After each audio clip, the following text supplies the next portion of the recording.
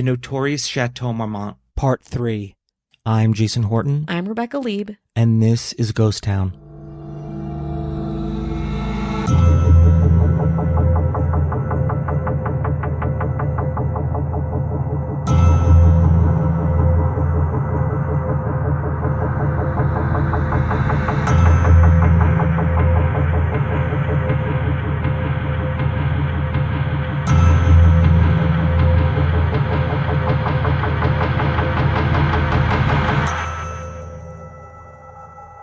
Welcome back.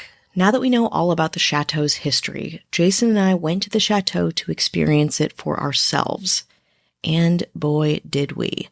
With the help of Patty Negri, Ali Luber, and a host of ghosts, we truly had an experience that my skeptical brain did not expect.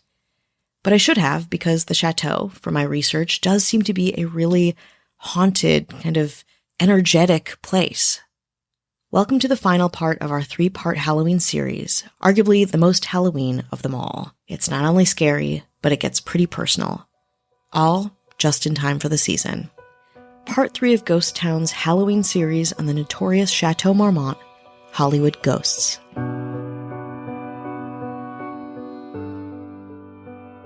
First, let's start with the fact that many hauntings around the Chateau are published and widely talked about. And of course, they would be. As Mark Rozzo says, but if any place in Hollywood is crowded with ghosts, it would be the Chateau Marmont. Even celebrities talk about their haunted encounters in the Chateau. According to Dan Aykroyd, even before you set foot in a room, you can have a ghostly encounter at the bar. Says Aykroyd, quote, "I love the bars there. They've definitely got some spirits. Was it a joke? Not a joke? I'm going to believe no." He goes on to say, quote, "Al Franken claims that he went there a week after my late partner John Belushi died in Bungalow 3, and John appeared to him. And Franken's pretty skeptical, but he's also quite serious. He saw a vision of him. Now, of course, skeptics would say, hypnagogic sleep, and you're dreaming. We welcome the skeptical view. I've stayed in the Marmont a few times, and I've never had anything happen."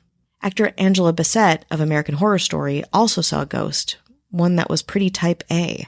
Her story goes that she asked the front desk if someone had cleaned her room in the middle of the night. The front desk begrudgingly responded no. Bassett told the story that she had left her clothes and jewelry out of sorts before going to bed, but once she awoke, everything had been put away, neatly, and things were exceptionally tidy. No explanation was available other than she had a, quote, tidy ghost. A man researching a book on the rock band The Doors was in his suite in a room that the band had stayed in back in the 1960s. He awoke to the sounds of a party. Once he opened the window to see where the noises were coming from, he quickly realized that the noises were in his room and all around him. That was a disturbing realization, and apparently that author left the hotel in the middle of the night. Rozzo gives us the lowdown of what he learned while writing his Vanity Fair piece while in the hotel. As for ghosts, well, a well-known actress once apparently insisted that she'd had sex with an amorous ghost in her suite. No names. Probably the most trafficked supernatural story about the Chateau is of a blue-robed ghost who appears now and then. At least one staffer told me about that one, even saying they saw or at least felt its presence in the hotel. But my favorite ghost story of all at the Chateau is the one that the screenwriter Kit Carson told about room 23. He called it My Lucky Suite, and that's because it's allegedly haunted by a helpful ghost who's been known to aid writers when they're stuck, visits in the middle of the night and helps them work out tricky scenes and dialogue and whatnot. Now that I think about it, I think that may have been the first room I ever stayed in at the Chateau, but I personally did not see the helpful writing ghost. So how did we feel when we entered the sacred and iconic hotel and checked into our room, room 15? So when I first got there, it was pretty overwhelming because I've known so much about the hotel and totally. It has such like a looming history over LA. So all that kind of build up did not disappoint when I got there. It was just very overwhelming. Yeah, and it was fun because you're going into this like celebrity clubhouse and you know all about the photos there. You kind of know it before you get there. But then when you're inside, it's very private, it's very quiet, it's very narrow. It does feel very kind of heavy with its own, notoriety, I guess. I think once you're in there also, it's sort of, obviously different celebrities, as we knew when we had dinner. Yeah, we had a couple sightings. But in some way, it's like all are created equal. Yeah. Once you're in there, because you're in there, no one knows why you're in there. No. You could be a high-powered executive. Yeah. You could be a tourist from out of town. And in there, it's a really level playing field, which I think is really great. Yeah, it's very fun. We all can order the salad. Doesn't matter. But was the chateau destined for a haunted, historically vibrant identity? We had to know. While we stayed there, we invited spiritual astrologer and TV star, you might know her from Bravo's hit reality show, Vanderpump Rules, to do an astrology read for the chateau. I'm Allie Luber, and I've been a practicing astrologer for 1.5 years. So pretty new to doing it professionally, but I've been into it since I was a child. Allie had some really insightful things to say about the use of astrology as a tool for going deeper into someone's past, present, and future. Really our stories. The birth chart is the idea of like the moment we were born. That's why the time is so important, and the location, because the moment we entered the world, that's really the idea of like where the planets were at that exact time. And so it's a snapshot of what the sky was doing. And this is where all the planets are. And what's really interesting is even twins, sometimes, for the most part, they can have slightly different charts. And what that means is pretty much nobody else is going to have the same identical chart as you, which is really cool and unique, and it's personal. So it's our story, and all astrologers do is translate it.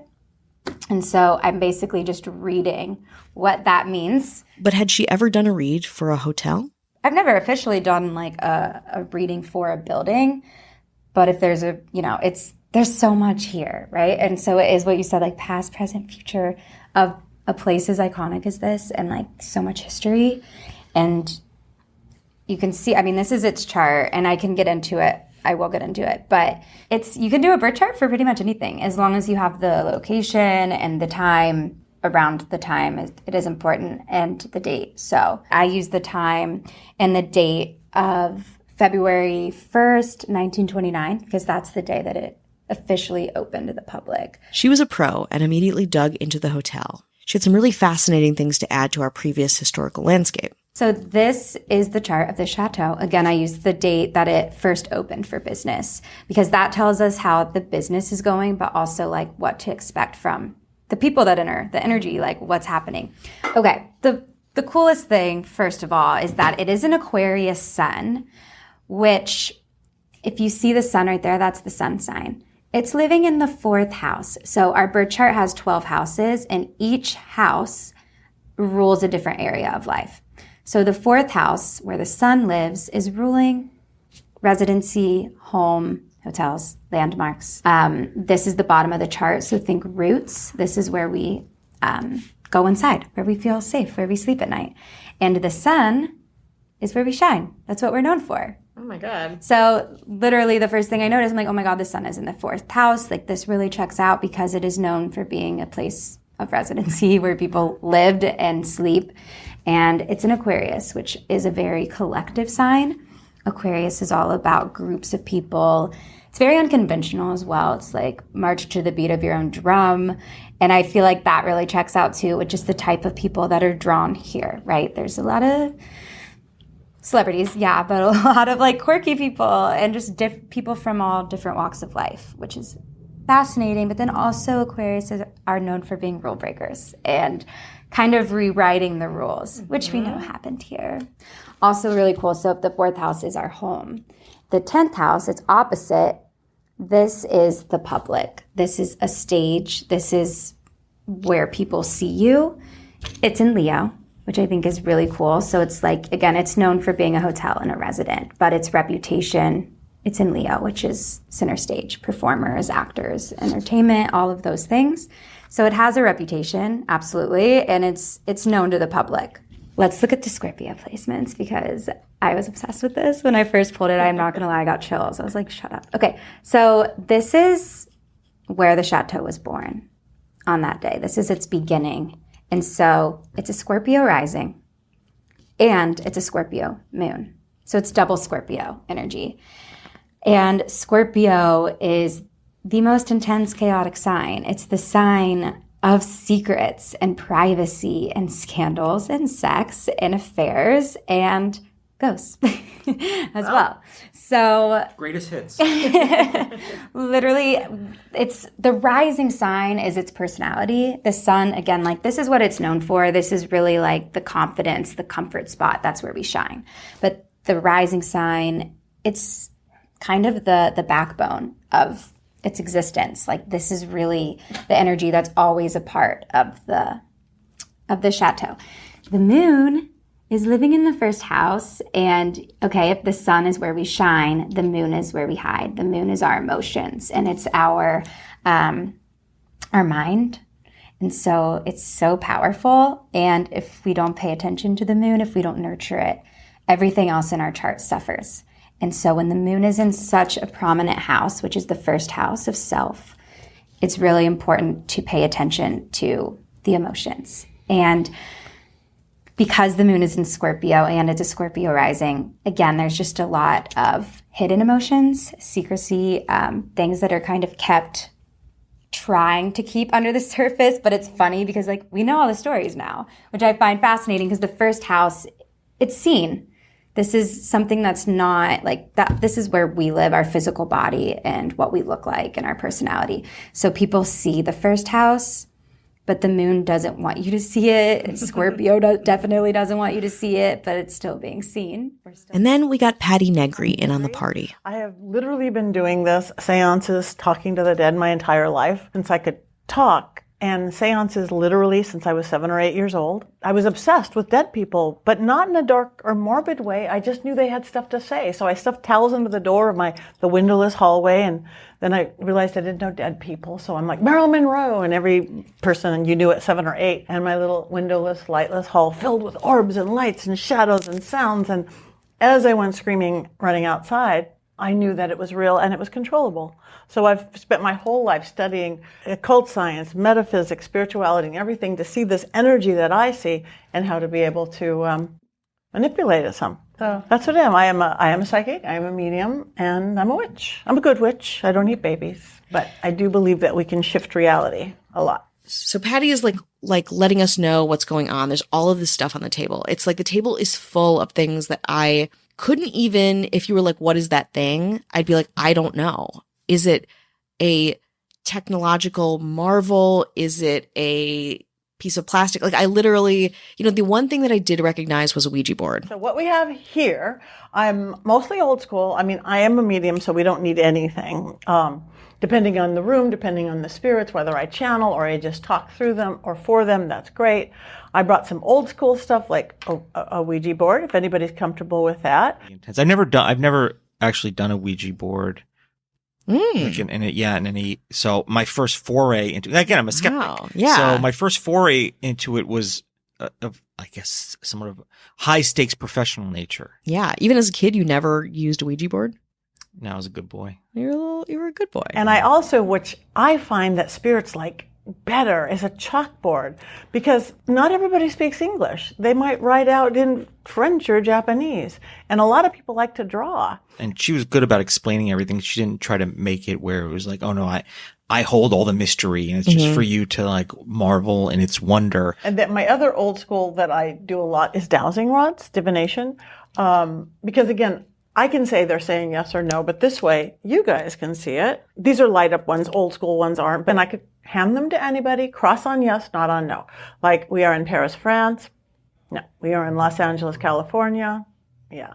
Everything else was kind of mysterious, and it felt at first like a little bit uncomfortable even being there. Like, am I going to touch something? Like, what's going to happen? These are tripwires. These are actually very high tech. They're not, these other things aren't high tech. These you rarely go off ever, ever, ever. Each light is a very separate K2 meter. I've had spirits be able to ring it this way. We'll go flash bright. Just like old school, we could say, okay, spirits, make the candles flash big or do whatever. Now we have technology that can do it as well. And it hasn't shut up since we started. So we've got all sorts of activity. I was like, I thought they were supposed to be like that. I thought they were supposed to go off and like blink. I thought it was for not decoration, but for effect. But then I slowly realized that everything there had its purpose. Things weren't there just for show or flash or whatever. So that was pretty cool. And they were already like going off, which I was like, oh boy, here we go. And I'm going to tell you right now that since we got here, there is a spirit standing right in the corner. So, okay, spirit, where are you? See, and we haven't even opened the veil yet. So again, I'm mostly old school. I'm going to be burning a few herbs and oils, just a little bit. I love how casual that was, by the way. So Allie, Jason, Patty, and I sat down and got started. Picture a thin curtain between our world and the other world. Our world is our three-dimensional, gravity-ridden, nothing solid. We know that. 7th grade science. This is moving atoms. It's not really solid, but it's this three-dimensional world that we've created. On the other side of the veil is everything else. All of those things that you can't see, but we know are there. They're there, but they're on a different realm than we are. Again, whether you believe they're moving things or the energy thereof doesn't really matter. And the more you separate the two realms, the stronger they get. I have a huge on-off switch. I don't want to go to the grocery store and be like Long Island medium. Your mother wants to talk to you. No, I just want to go for groceries. So off, and then when it makes it on, it's that much stronger. So and for you guys, it's just getting out of your logical brain, because that always shuts it down. That left brain, that doesn't make sense. Somebody just opened the window. If you just open up to the sense of possibility, then we can go anywhere. Let your right brain, your creative brain, or your heart, because they're actually starting to find thinking cells in our human heart. That's going to be the purest, that with our creative side, where anything can happen. I want to call the east winds. Air, thought, focus, clarity, fire, passion, creativity, love. Now I want to invite in the spirits of the west. May the mists of the ancestors rise within each. Lastly, I want to call in the north. Give us the strength of a tree with roots for the living. These spirits do thrive. And now, for the living, may the dead come alive. With the ringing of this bell, we lift the veil twixt heaven and hell to call the spirits to us now, as we make this sacred vow. We are between the worlds. Okay. We've done these incantations. They're making us feel a certain way. Like, I'm very suggestible, so I was like pretty keyed up by them. But as soon as we kind of stop and settle into the seance space specifically, there's a guy in the corner. There's just like a man who's standing closest to me. He was essentially behind you. Right behind me. But it was hard because I was already in a place of trying to be receptive, because we'd done this incantation and we'd, lifted this veil, and the spirits had essentially been given permission for us to engage with them. And then they took us up on the offer, I guess. Your senses might be a little heightened. Open your eyes, close your eyes, doesn't really matter.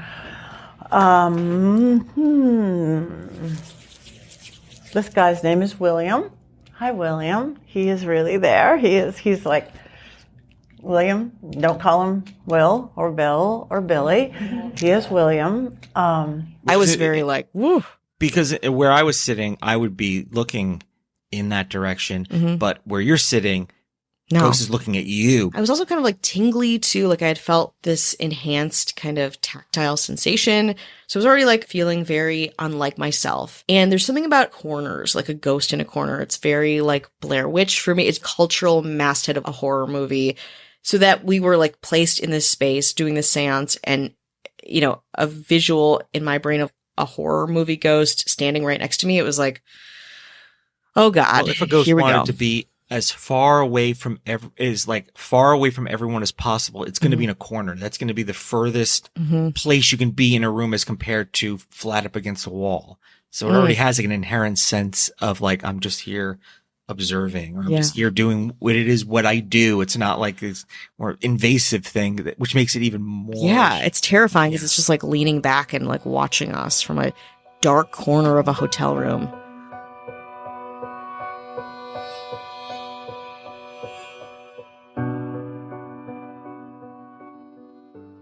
Because I'm feeling a little dizzy. Does anybody feeling a little dizzy? Yeah, really dizzy. Right. Did you drink a little or something?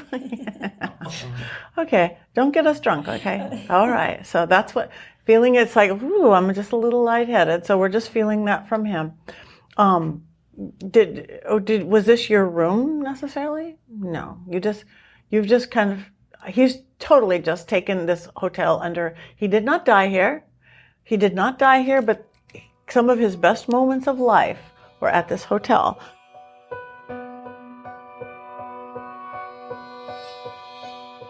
But could we connect with someone we knew? Allie was the first one to broach this topic. William, do you know Grace Kelly? Oh, Grace Kelly. Something just touched me. I'm not kidding.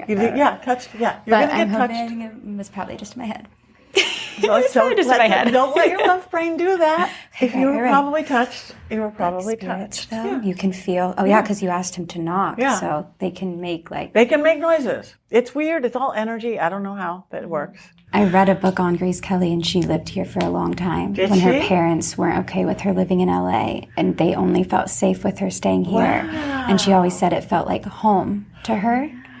And her birth chart is very similar to the Chateau's birth chart. Really? Yes, like they have a lot of similar placements. Spirits. We have an astrologer here. So the Grace Kelly read that Allie did was essentially saying that their reads were connected, that their fame was very similar, that they mirrored each other in being very private and feeling like themselves. And it felt very appropriate for both reads. Whew. I just, complete shift of everything, like we just went underwater. So, Grace Kelly. And just like that, Grace Kelly was communicating with us. Honored to be here. Are you here with us now? Can you show us? Goosebumps all over. Oh okay, my she's here. She's here. Okay, she's going to be right by you, Rebecca. She is right by you. She's standing kind of behind you to your left. Grace, where are you? Oh my gosh. You feel it? Do you feel something right there? I just feel like very like there's like a lot of vibrating happening. Yeah. That's because it's spirit, it's energy, it's everything. And it just got warm in here. I'm like sweating. Yeah, it just completely like a many degree temperature change. Oh my gosh. And look at, these all went a complete They did different different color. They were colors. pinks and blues. And that thing was like swinging back and forth.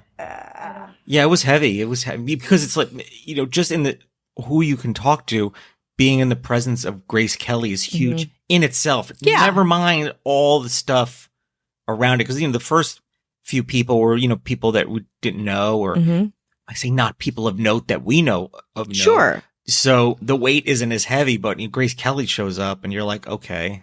Yeah, this is serious. This is go time now. Like now, you have all these questions. You don't even know where to start. Okay, Grace. So did you like living here? Yeah. Do you hang out here a lot? No. But you were happy to come. No time and space. Questions for Grace? Did you like being a princess? Yes. Yes, that was even a bigger yes. I know, that was a bigger yes. Did you have any fun love affairs here? Oh, big time. We used the Ouija board, and then we used the chalkboard. And the chalkboard I'd never used before, and I found that to be really interesting because you're essentially getting used, like the Ouija board, for the spirit to draw through you. So you're helping them facilitate a drawing. And we got a couple of things, but I think the one that stood out to me the most was this photo of what to me looked like a gorgeous ball gown kind of a thing. And you're like, oh, are you showing us what you wore? Are you showing us kind of how you felt here? You're kind of guessing more pictorially, which was really interesting based on the, Ouija board, which you're kind of guessing letters.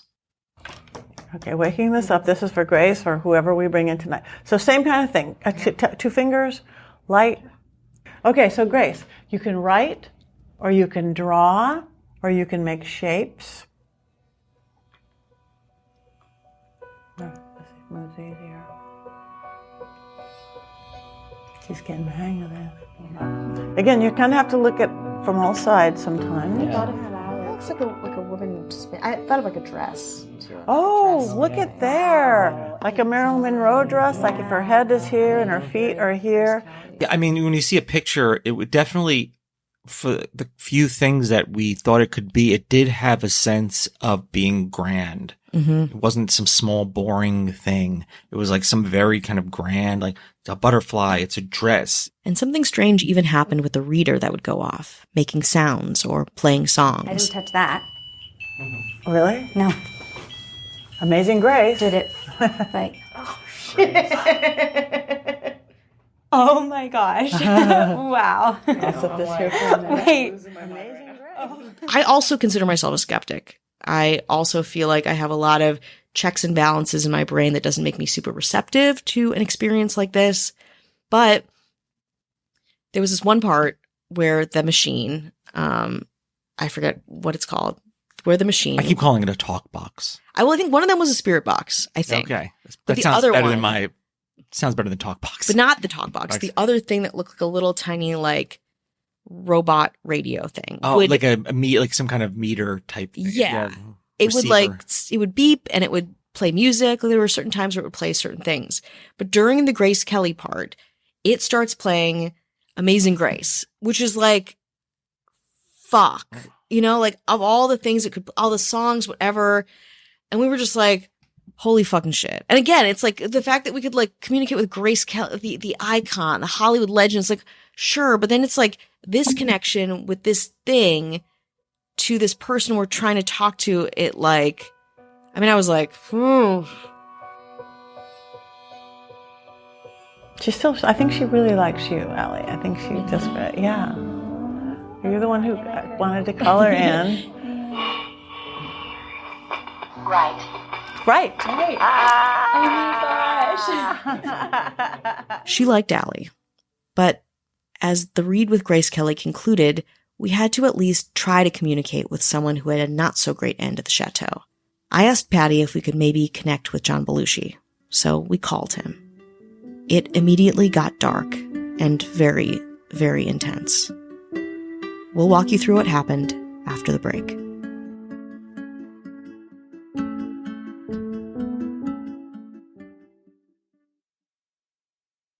So we're in the Chateau, room 15, contacting John Belushi with Allie Luber, Jason Horton, and myself, all facilitated by psychic medium Patty Negri.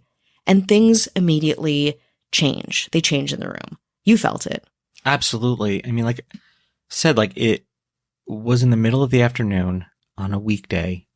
You know, it wasn't like a very noteworthy day or time. And really time and space didn't exist. I didn't know if it was light out or dark out. It was just really kind of swept up in it all. And then, I mean, to talk to John Belushi, who you can't talk about the Chateau without talking about John Belushi. No. And you can't talk about a tumultuous, tragic life without talking about John Belushi. So it was just a lot. Yeah. And it was weird because I was like, should we bring this up? We already talked to Grace Kelly. Am I being greedy? But we had to because it was such a, infamous death, the most famous one at the hotel. And if we could try with Grace Kelly, why not Belushi? Okay, we're going to do a little thing, but let's do a little ma chant. Yeah. It's like Om, only backwards, but it's pulling up that energy. We're just going to blow open the veil a little more. So quiet, but we're going to start out with a real low guttural sound and go slowly up. But again, feel the energy, like it getting clearer right around you with that, okay? So just stay with me. Again, I would love for us to be really loud, but we won't because I'm not going to get us kicked out. Okay, so again, think about the spirits, think about John Belushi, think about Grace Kelly, think about the history of this place, the energy. Keep your feet flat on the ground. Here we go.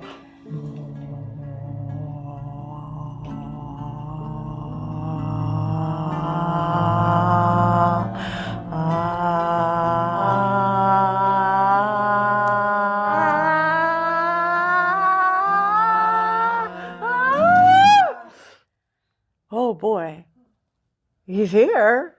The whole energy just filled the room. It feels wildly different. It's like wildly different. My nose is going crazy.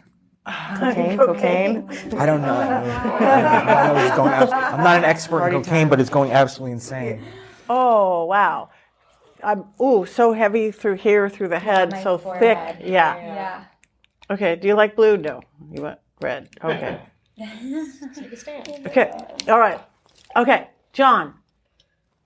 Oh my God. I can hardly talk. I mean, like this is closing up. I don't know if, however he died, if this really closed up, like, that's what it feels like.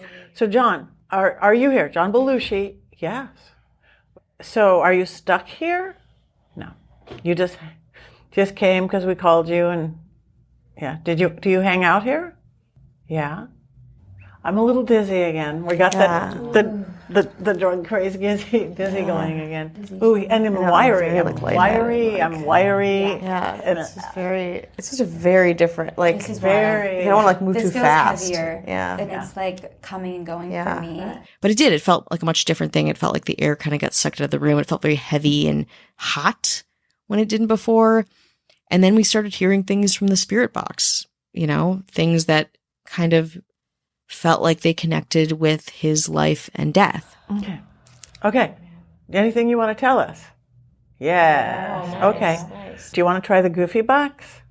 Yes. Okay. Let's see. Oh boy.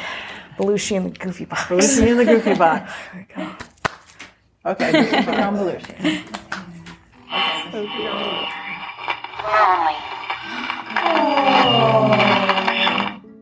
I gotta imagine being a celebrity at that time. You know what I mean? At the time. It was so unlike the other things we'd heard come out of the machine. Do you feel misunderstood? It was an accident. Okay. Okay. Afraid. And he said his last words were, "Don't leave me alone." Yeah. And he said lonely. And Like, lonely, wow. don't leave me alone. He's afraid. Accident. And then some of it was kind of funny, like kind of trying to make us laugh. Yeah, pithy, like, oh, you're communicating with the dead kind of a thing. Do you feel like you were creatively fulfilled?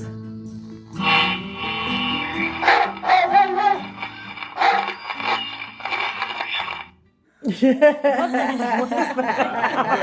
wanted to make us laugh. Yeah. He's like, I'm still like, Okay. That was good. Happy. Happy. Okay, good. Okay, we've lightened it up and changed the subject. oh my That's God. good. You're good. That was also really scary too, because it's like you've got this signature pain and also the signature humor. Well, you'll always be remembered. Answer the phone. Whenever it says that, something usually rings. Or later in the night. Was he just fucking with us? He just fucking with us? Yeah, I think so. Maybe that's it. Yeah. He was making sound effects.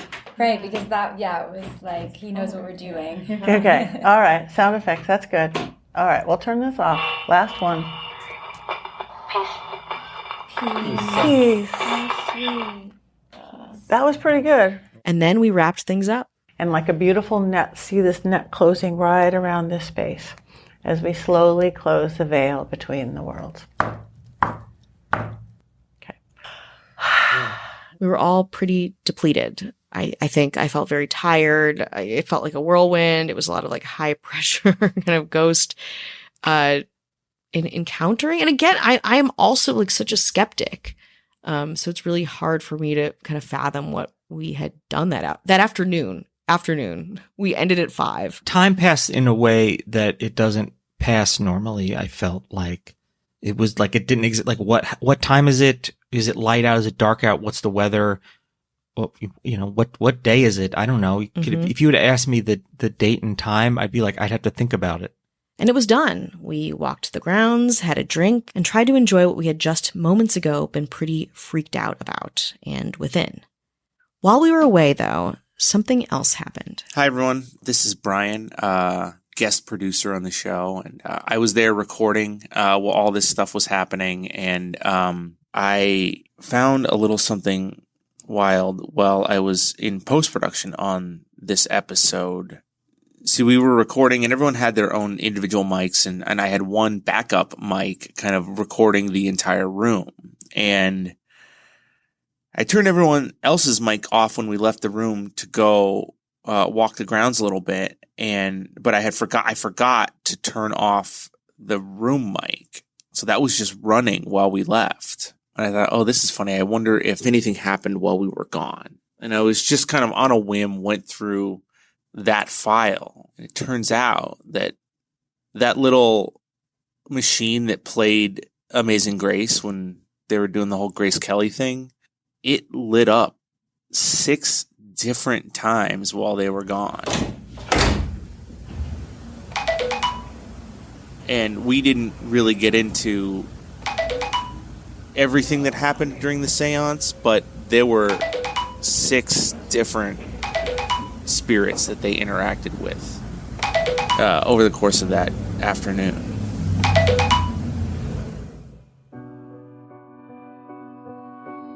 All in a day's work at the Chateau Marmont, whose ghosts, real and conceptual, reside where you expect to find them, and where you don't, even. Perhaps when you're off grabbing a glass of champagne at the bar. Thanks for listening, and happy Halloween.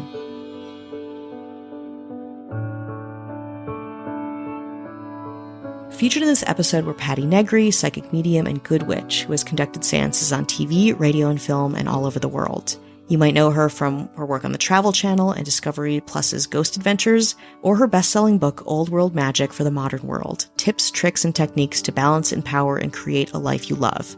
She has a podcast called The Witching Hour and is a partner and educator at University Magicus Spirituality School. Ali Luber is a spiritual astrologer, model, and entertainment industry professional living in Los Angeles. You might also know her as a cast member on Bravo's hit reality show Vanderpump Rules, whose 11th season will likely air in early 2024. And Mark Razzo, a contributing editor at Vanity Fair and author of Everybody Thought We Were Crazy, Dennis Hopper, Brooke Hayward, and 1960s Los Angeles, now in paperback. Always researched and written by Rebecca Lieb and Jason Horton, this episode is guest produced by Brian Fernandez.